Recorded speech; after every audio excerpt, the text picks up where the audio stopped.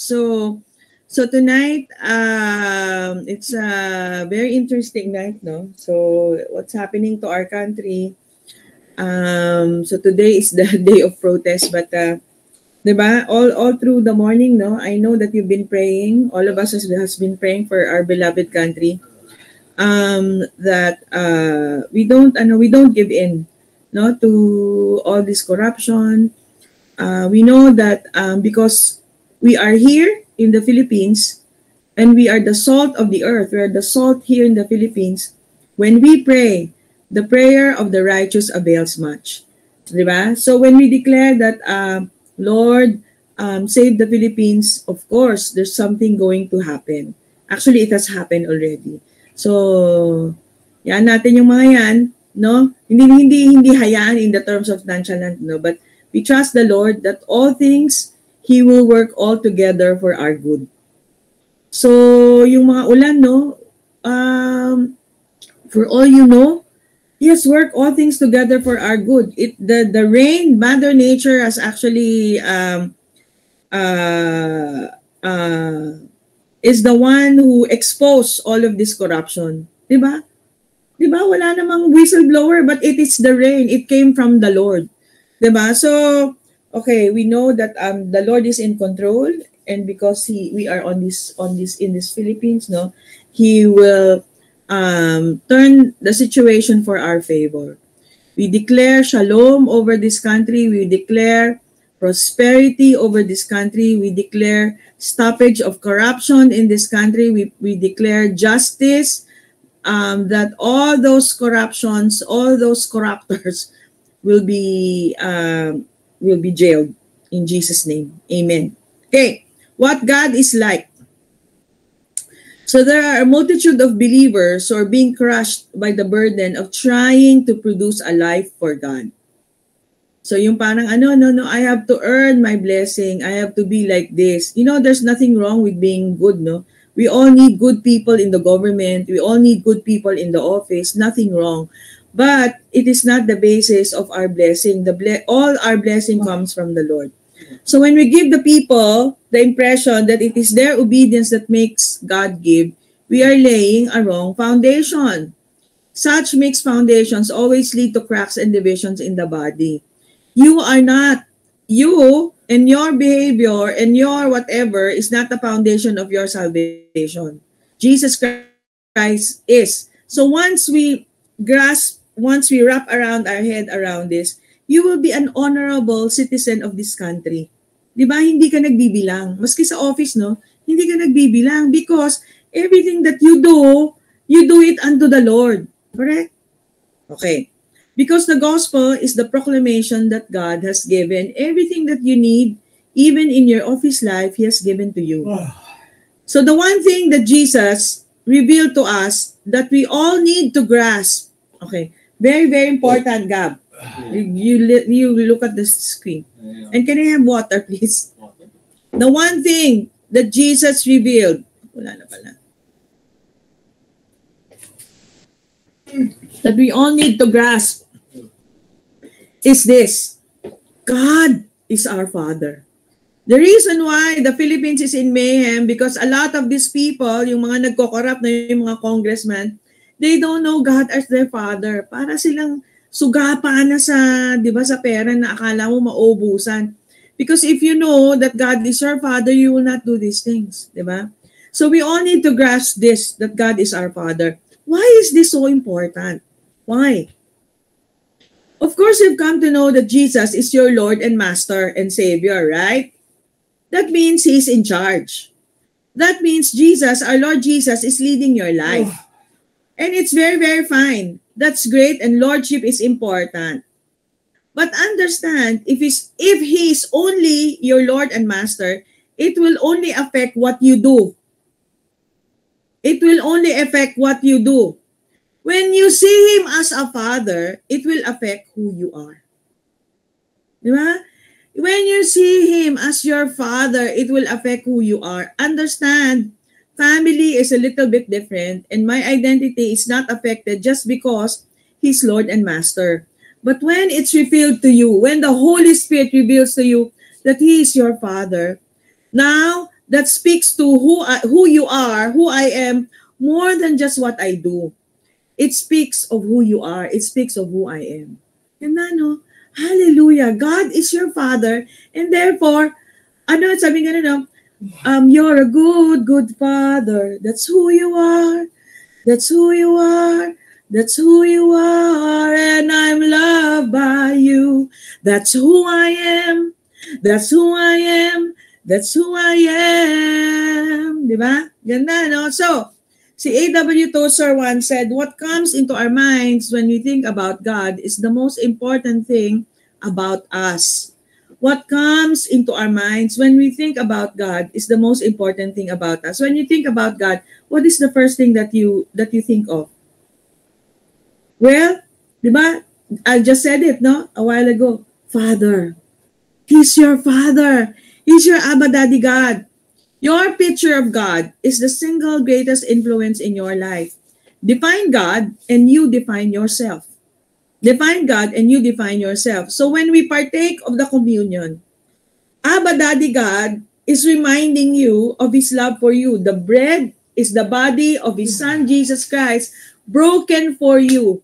His blood was poured, all of it, all of the drops, di ba? Was given to you for your redemption and for your righteousness. Di ba? The communion is the definition of who you are. You are now a son. And now you can partake at His banquet, at His table. So how you see Him affects how you see yourself. For instance, if you imagine God as a terrifying punisher, you'll likely be fearful and guilt-ridden. But if you see Him as a semi-deaf sky Santa, you'll be likely a superstitious warrior. Diba? And if you believe Him to be distant or dead, chances are you'll act as a little God of your own little world. Your view of God matters, but what is God really like? So I like this picture very much, no? He's the God who wants to be near to you, who wants to cuddle you, who wants to hug you just like He hugged the little children. Read the prophetic visions in the Bible and you will discover some truly fantastic images. Isaiah saw the Lord wearing a colossal robe and surrounded by six singing angels. Ito yung, actually I lifted this up from the book, no? Word by word, dun sa Who's Your Daddy. Ezekiel saw God as a glowing metal man wrapped in a rainbow. Ganyan, ano? And then, si Daniel saw a white-haired, ageless figure seated on a burning throne with burning wheels. But these are all very important. These are all prophetic pictures. But these are all glimpses into God's nature. They describe aspects, but not the whole picture. If you want to know what God is really like, you need to look elsewhere. In the past, God spoke to our ancestors through the prophets at many times and in various ways, but in the last days, He has spoken us by His Son. The Son is the radiance of God's glory and the exact representation of His being. In Hebrews 1:1-3a, the Son, our Lord Jesus Christ, when you see Him, when you read in the Gospels about the account of Him healing, that is who your Father is. He wants you to be healed. He wants you to be whole. When you read in the Bible that He's feeding the thousands, the 5,000s, it means He wants you to be prosperous. That's the heart of the Father for you. Hallelujah. So what is the Father like? He is exactly like the Son. Or the Son is exactly like the Father. God is like Jesus, not roughly so, but exactly so. Jesus said, anyone who has seen me has seen the Father. In John 14:9. If you ran into God the Father at a party, you might mistake Him for Jesus or vice versa.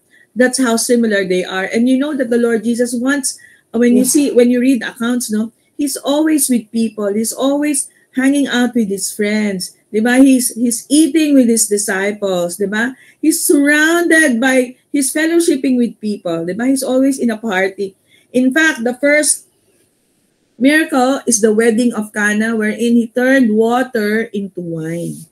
Yan. So, you know, there's a story there's one story that actually is very different from the other stories, no? In the other stories, you see Him as very gentle. You see Him as raising the dead. You see him as healing the sick, feeding the thousand. But there's this one account, which is recounted in Mark, Matthew, Luke, and John, wherein he's really very angry. Then what makes him angry, we will know. Okay, so this is the account wherein he entered they entered Jerusalem. No, Mark provides this account just after Jesus enters Jerusalem on Palm Sunday. The crowds gathered to see him riding on a colt and shouting, Hosanna. Then he enters the temple and sees that what has become of God's dwelling place. So pagdating niya dun sa temple, no, this is what happened. So let's play, no? Let's play.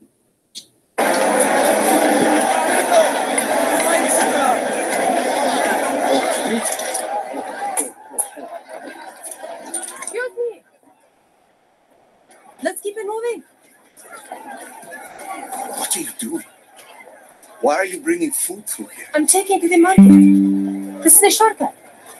This is a place to worship the Father, not a shortcut. Let me through. No. Let me through. Turn around and go back. Now.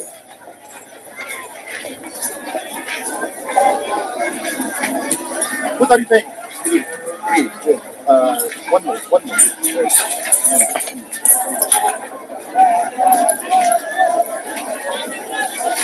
What are you paying with today?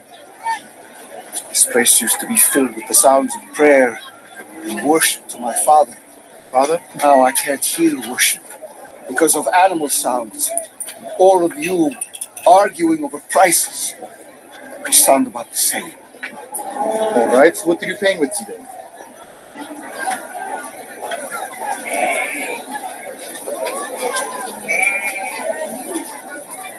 You will see. Next. What are you paying?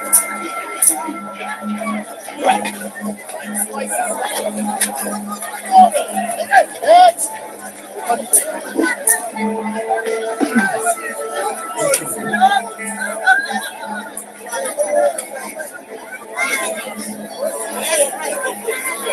He's really angry, no?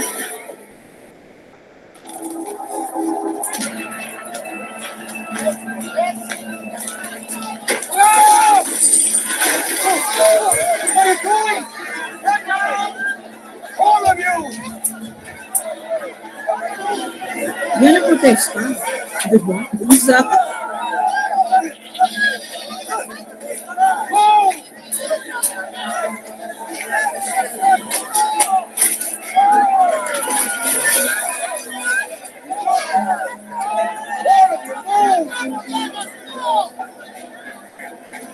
Stop profaning my Father's house!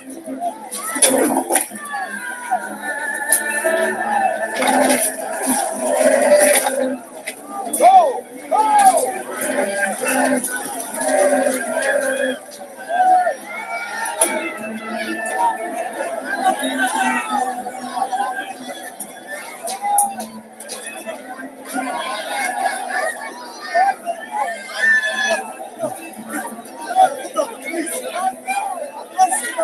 You! Yeah. Take these away! Stop making my Father's house a place of business! Oh!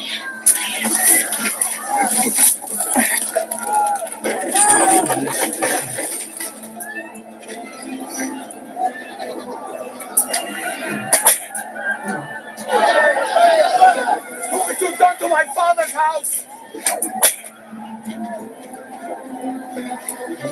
And of thieves! Out of the way! You are part of the problem! Please, Irene. I have a family. Please, no.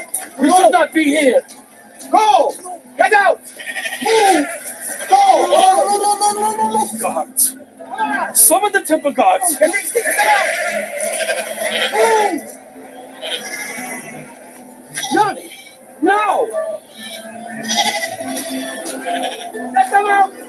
What's wrong here?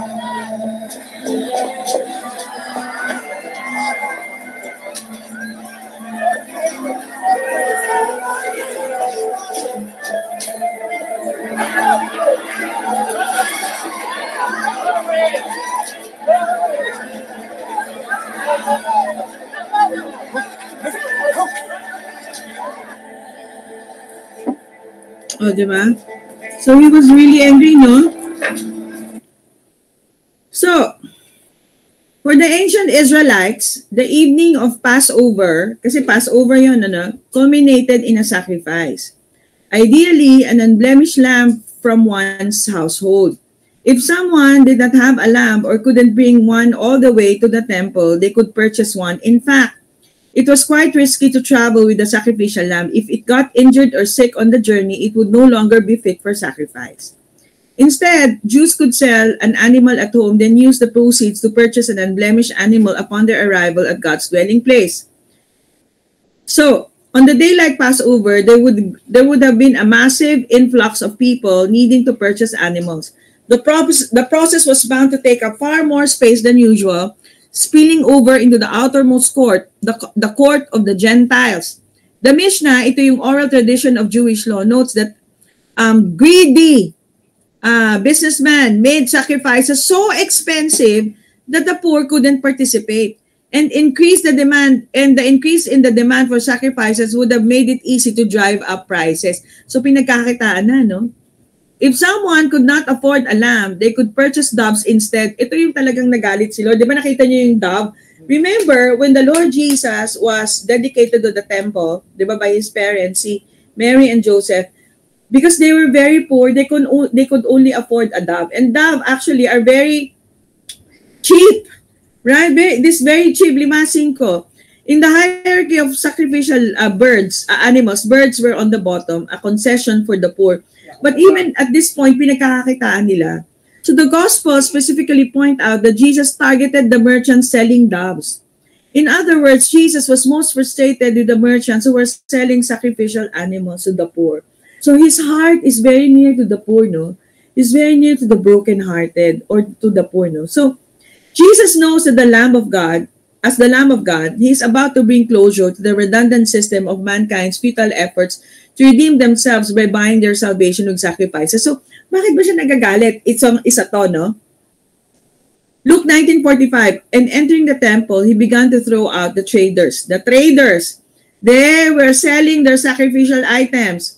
Jesus then went to Jerusalem in the time for the Passover. In John 2:14, when Jesus went into the temple, he was shocked to find scores of traders selling their sacrificial items. Cattle, sheep, and doves, no, inside the temple. Even the money brokers were comfortably set up in the sanctuary. The business of sin, this is actually, when you translate it, this business of sin consciousness, kasi sacrificial di ba? Parang dun sa, yung isang sa religion na, you have to pay for your sins, di ba? Ito yun sin consciousness has taken over the mindset of religion until Jesus arrived. So ito siya kanina, no? It's a picture of the cross, actually, and later I will explain. So John 2:15, then with the whip that he plaited of a small strand, he drove everyone with their sheep and oxen out of the temple and overturned the tables of the money brokers so that their money went flying all over the place. Jesus dramatically reveals that his Father has no delight in our religious sacrificial systems and its sin consciousness currencies. In fact, actually, it's a profound prophetic picture. Ito yung leather thongs, yung kanina, yung whip, no? It's leather thongs no tabernacle, skins no tabernacle or skin leather thongs. A prophetic picture of his own broken skin that would become the whip to drive out sin consciousness from our minds and the ultimate cleansing of the temple, the sanctuary of God. Why was he so angry? Diba it's a temple? And who is the temple of the Lord now? It is you, right? He doesn't want you. He doesn't want his temple, which is here to be shared with traders, with sin consciousness, etc. He's really angry. He doesn't want to share it. Okay? So, in Psalm 69 verse 9, God is ablaze with zeal for you. You are the temple of God. His address, his dwelling place. That's why when you read that, you don't just stop in Jesus was angry at the traders. No. The reason why he's angry is because it is you, actually, the temple. It is you, actually, the temple that he wants to get rid of all this unnecessary traders, yung mga sin consciousness, yung mga sacrifices, ganyan. It is you. You are the temple of God. His address is dwelling place. Ang ganda, no? Because sabi niya, the Father looks at the temple as a place of worship. You, the temple of God, is the place of worship.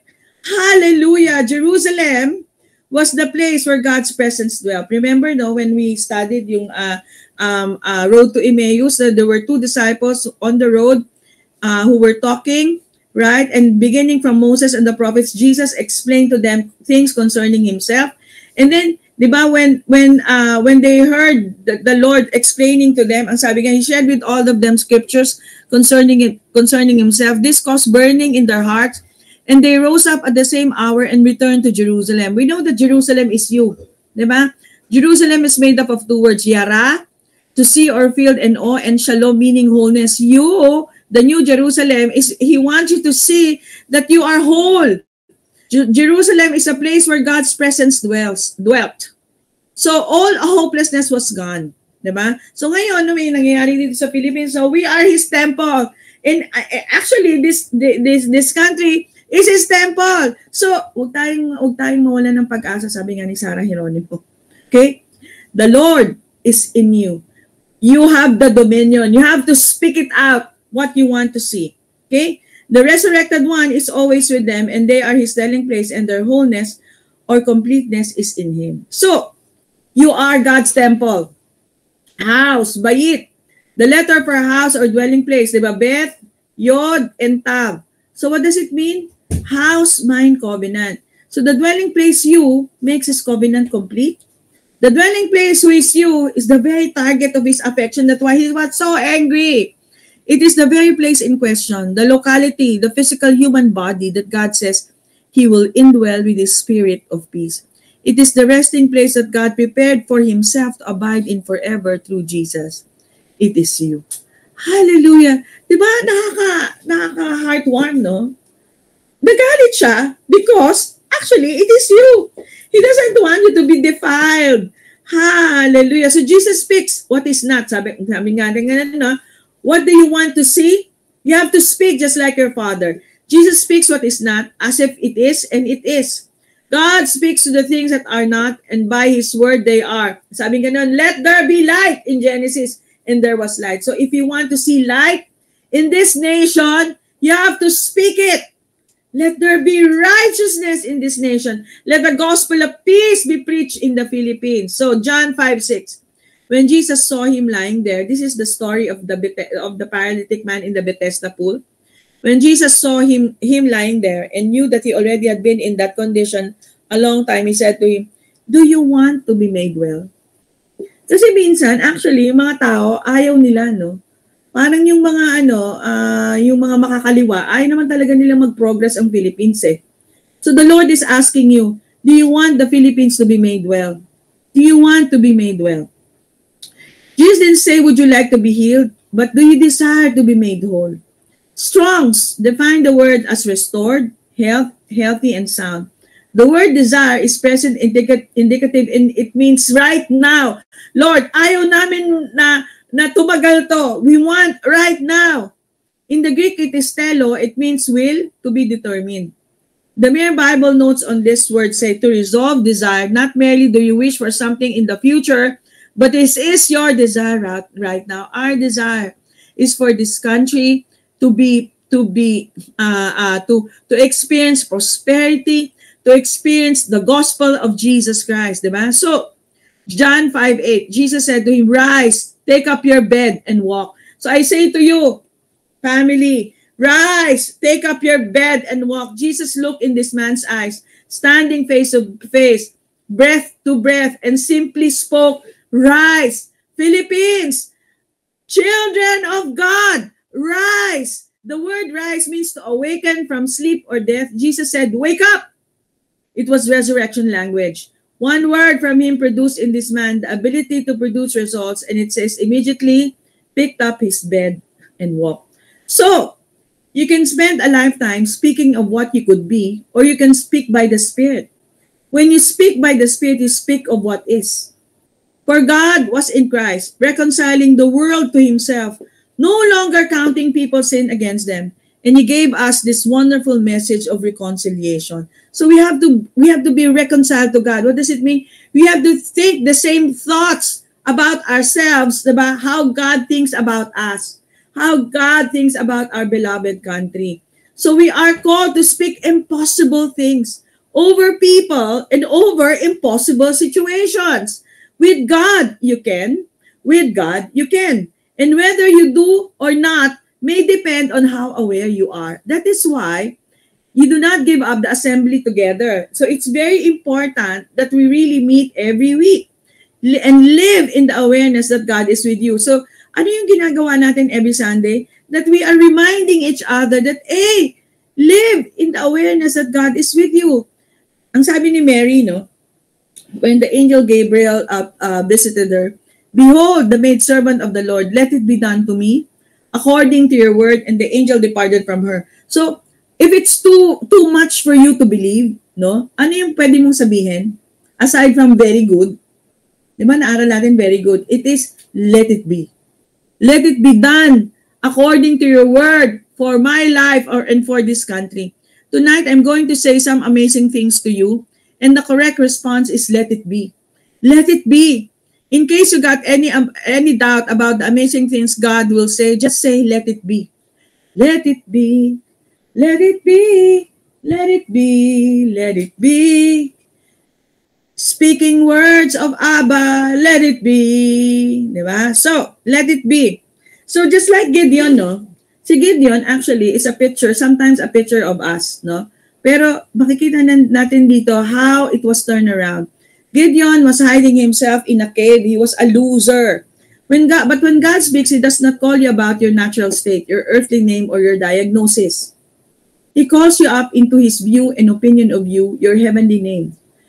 So pag sinasabi mo, I'm diabetic, that's not who you are, my dear. No, that's not who you are. Who you are is whole. Who you are is healthy. Okay? You have to align, you have to reconcile your mind into God's opinion of you. When He appeared to Gideon in Judges 6, and He said, the Lord is with you. The Lord is with you, mighty warrior. Yun, ang unang sinasabi ni Lord is the Lord is with you. The Lord is with you, mighty warrior. He didn't say the Lord's about to be with you or the Lord will be with you. Shake up yourself and maybe next time the Lord is going to be with you. No. When the angel of the Lord appeared to Gideon, he said, the Lord is with you, mighty warrior. Sam, the Lord is with you, mighty warrior in Judges 6:12. Mighty warrior whom the Lord is with. Gideon had a big reaction to that, but to his fear, God simply said the same thing over and over and over again. Pag nagkakamali yung mga anak natin, pinapalitan ba natin yung mga pangalan nila? Hindi, di ba? They still maintain the same name, di ba? So, go! Am I not with you? Go! Am I not with you? Go! Am I not with you? Go! Am I not with you? Over and over and over again. You see what he's saying to Gideon? He's saying, I've joined myself to you. You're no longer alone. I'm not speaking to you as a single alone person. I'm speaking to you as a man with me and me with you. I'm speaking your married name. You know, one of the greatest passion of the Lord for us to understand is that you are now called by your married name. You are in Christ, called by your married name. When God speaks to you, He will speak to you according to what Christ has done for you. Those who are joined to the Lord are one spirit, and when He speaks like that, there is power for you to be. In fact, the first mention of the word shalom is during the story of Gideon. The Lord said to Gideon, peace, shalom, to you. Do not fear, you shall not die. Yan ang sabi ni Lord, no? Do not fear, you shall not die, in Judges 6:23. So, you know, all my life, I used to pray, God, will you do something for me? Diba? Yan yung prayer natin dati. But, of course, God does things for us. Of course. But His desire is that He do things with us. His desire is that we co-labor with Him, diba? We do things with Him. So just like when we partake of the Holy Communion, diba? We are actually prophesying to ourselves that by His stripes, you are healed. By His stripes, I am healed. By your blood, I've been made the righteousness of God in Christ. That is actually doing things with him. Hallelujah. In the old covenant, God sent his angels to give messages. You know, and we'll look at such one example in a moment where he sent Gabby to speak to Mary, si Gabriel. But as soon as the new covenant arrives, the dawn of the new creation, he stopped sending angels. He stopped. The honor and the glory of proclaiming the gospel is now given to you and I. Diba? It's now given to you and I. The proclamation of the gospel, of God's opinion and view of you is now given to men, not anymore to angels. So, sabi nga no, in Luke 1:28, how does God look at you? How does God think about you? Well, it says, good morning. You're beautiful with God's beauty. Beautiful inside out. God be with you. This is how God views you. Hallelujah. So would you like to see how Abba Daddy God sees you? Would you like to see? Would you like to see? This is how God, Abba Daddy God sees you. Si Seri! This is how God sees you. He sees you as helpless. He sees you as innocent. He sees you as beautiful despite what religion will tell you all your life. God never believed that you could save yourself because He's your Savior. He's your Savior. So, God, sabi natin last week, no, God has prepared a holy life for you and I. Holy, di ba? Holy comes from the Proto-Germanic root as hilagas, which means whole, uninjured. The root word evolved into Old English, which meaning whole, healthy, sound, and complete. So it's completeness and wholeness. So, but it is not a future, sabi natin yung holy life is not a future life we will live one day for Him. It is the life we live for Him. It is the life we live today in Him. Hallelujah. So, child of God, let us be reconciled to the Lord. Diba? Sabi nga nun sa 2 Corinthians 5:20, we implore you on behalf of Christ, be reconciled to God. And I would just like to play this because this is, when you hear this song and when you sing this song, you are declaring wholeness, completeness right over you because as He is, so are you in this world. Yan. Pakinggan natin sandali,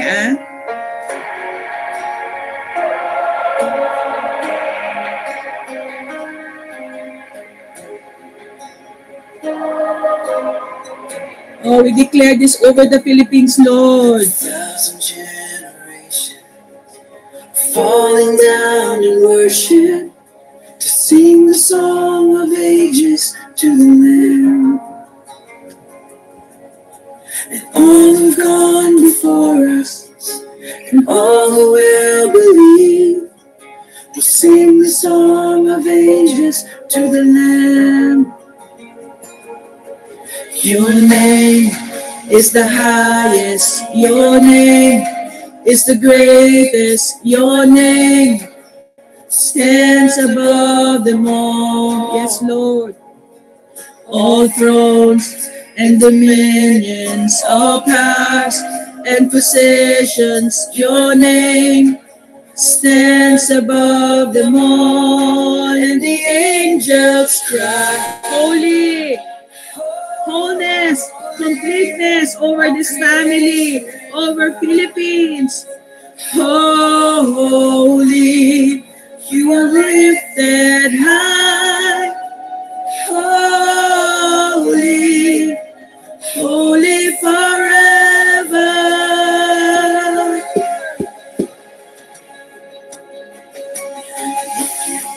Amen.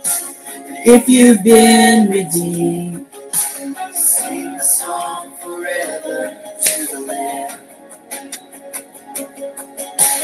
If you walk in freedom, if you bear His name, sing the song forever to the Lamb. I'll sing the song forever and amen. The angels cry, holy, all creation cries, holy, you're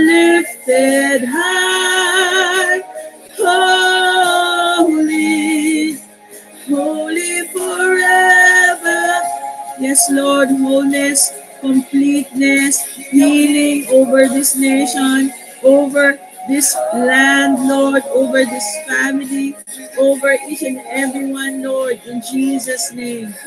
In Jesus' name, in Jesus' name. Hallelujah. Holy, holy forever. And that, my dear family, is chapter 4. Amen.